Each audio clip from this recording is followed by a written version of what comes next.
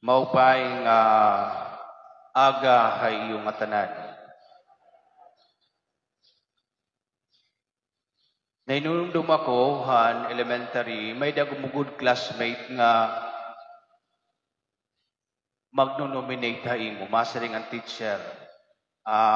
Kinahanglan ko hin mga tao nga magbo-volunteer para hinsugad hini nga buruhaton. Ngan may da classmate nga maal sa itong kamot, nga maghuna-huna ka nga magbo-volunteer iya kalugaringon. Pero masaring, ma'am, hikuan, pwede niya mag-treasurer, kay maupay magkwinta. Paltok hiya iton mat. No? Nga nahinumdum ako, nag-vocation campaign ang mga senarista, ditohan grade 6 ako. Nga ang pakiana, siniring, hinot karuyag ha iyo, sumulod na seminaryo.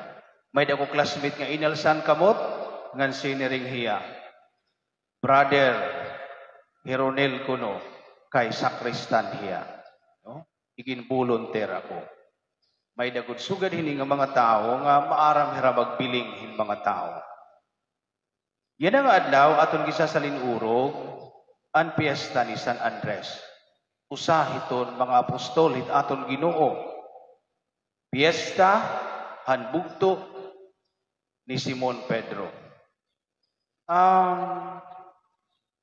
Kung usakon kukulawan naton, ano iton kinaiya? Nga angay naton hinumduman kan San Andres. Usa nga special expertise nga maaram hiya magbilinghin maupay nga mga tao para aton Ginoo. Usa ini nga kinaiyang kinahanglan para aton singbahan kan para liwatin aton sa syudad.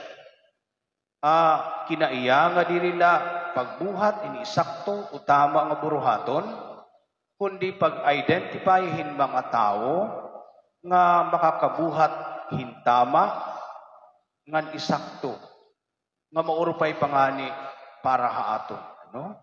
Didahiton management, gintatawag ini nga mapping out of available resources around you. Ngan importante ini kaupay. Kaya challenge iton pagbiling, iton pag-map out iton resources, human ngan material. Ngan kinahanglan may baro kita hiton ani pagtap hin mga tao, hiton ira potentials nga mahibaro liwat hirangat hiton ira pinakamaupay nga kinaiya. No?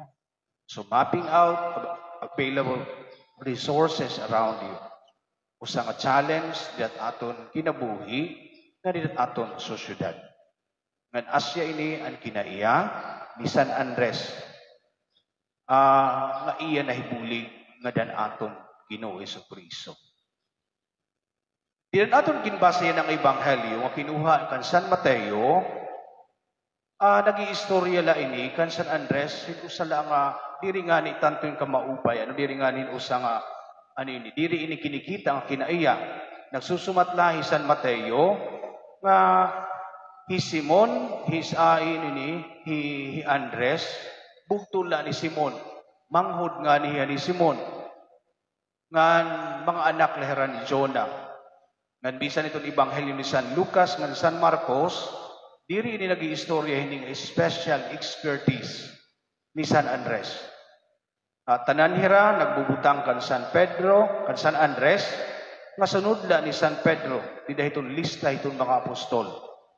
Ikaduha la iya permi, nasiring permi nga Pedro, ngan Andres. Kung nasiring mga anak ni Jonah, hira Pedro, ngan Andres. Sanglit didahiton Synoptic Gospels, didahiton Ebanghelyo ni San Mateo, San Marcos, ngan San Lucas, bugto lahiya ni San Pedro. Ginme-mention lahiya, kati mahiton pag-mention, iton ngaran ni San Pedro, ni Simon Pedro. Sanglit ikaduha lahiya. Pero kung natin babasahon itong Ebanghelyo ni San Juan, makikita natin itong iba nga pagkilala ni San Juan kan San Andres. Tungod kay nag-iistorya ini hiton special expertise ni San Andres. Ngan makikita naton hintutulong nga higayon. Siyahan. Nagkamay-adahin ano ini? Nagkamay-adahin pagtawag han mga apostol. Dida hiton Ebanghelyo ni San Juan kapitulo 1. Ngan nasring iton Ebanghelyo ni San Juan nga ansyahan niya gintawag han aton Ginoo ni San Andres han nga tanan nga mga apostol. Nganan pakita ni San Andres han aton Ginoo iya diretso ginbilingan iya bugto hi Pedro ngan siniring hiya hinagian namon ang Mesiyas nga nasring ang Ebanghelyo ngan iya gindara hi Simon kan Jesus. Sanglit gindara ni Simon ni San Andres hi Simon kan Jesus. Usa nga kinaiya nga makikita lay ni kan San Andres. Ano usa ka beses makikita liwat naton nga damo nga mga tao ang nagsunod-sunod kan Jesus nga nabarakan aton Ginoo nga gugutomon hera. Nga gintestingan niya ni mga apostol hin pagsiring. Hain man kita makakapalit hinigo nga pagkaon hiningatanan nga mga tao. Nasiring iton Ebanghelyo ni San Juan mga 5 kayukot ini nga mga tao.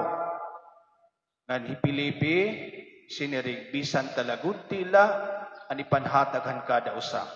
Makikinahanglan gud ini nga tanan hingkapin hingkanan 400 nga tinapay. Nababaraka hipilipi kay dako an kwarta nga kinahanglan nira. Kung may da mga ni mapapalitan nira. Pero ano niya ka ni San Andres nasering nga may da dinhi lalakihay nga may 5 kabugos nga sibada nga tinapay nga ninduha ay isda. Hindi sukso karon hindi makayo mga tao. Sa nato kinaya ni San Pedro pagpiling mga tao ng mga tao pili dariya kan Jesus.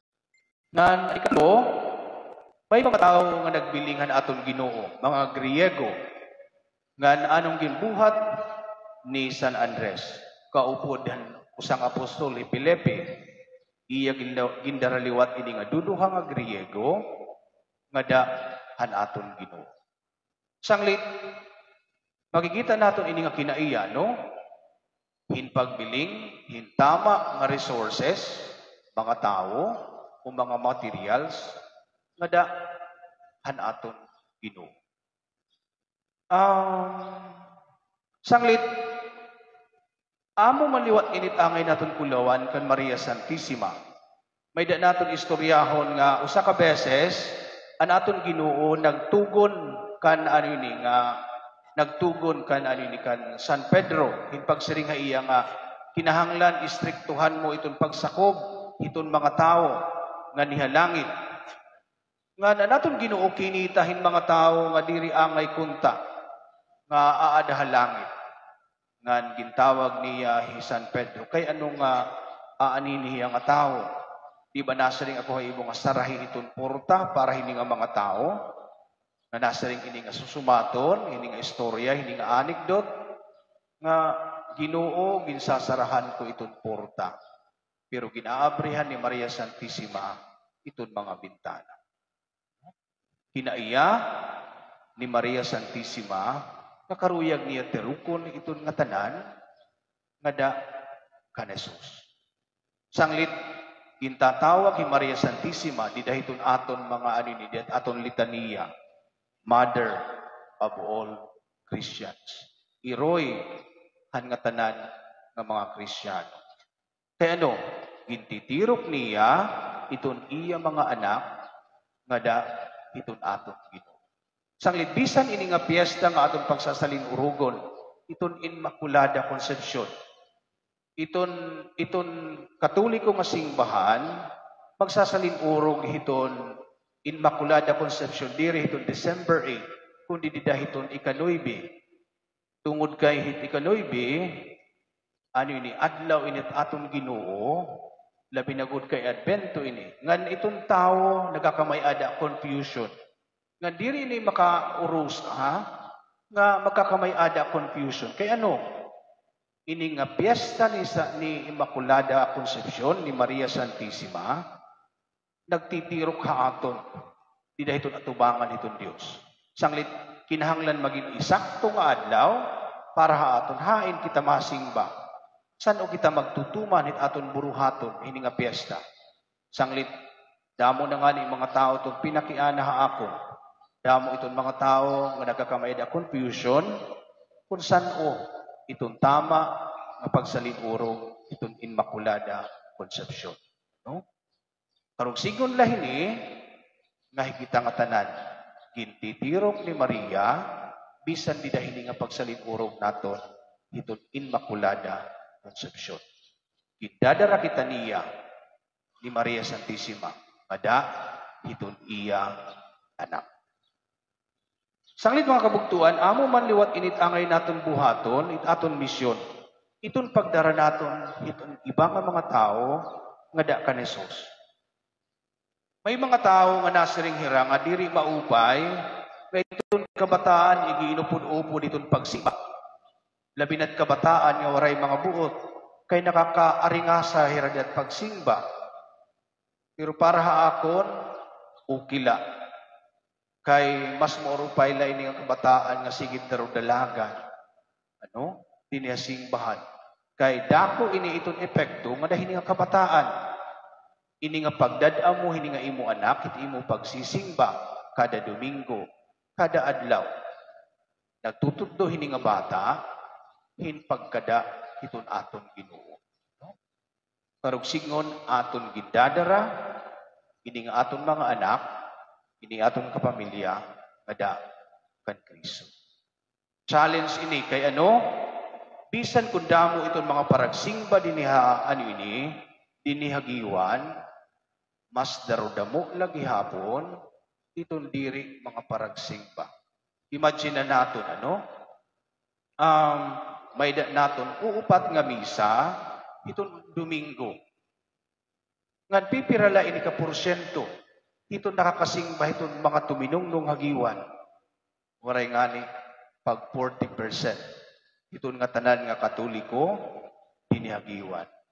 Sanglit challenge naton ini nga tanan nga kinahanglan dadon naton itong ibang mga tao nga da kan Jesus. Ginbuhat ini ni San Andres, padayon ini nga ginbubuhat ni Maria Santissima. Sanglit amo man liwat ini, iton aton misyon. Dadaan naton iton ibang mga tao, mada kan Kristo.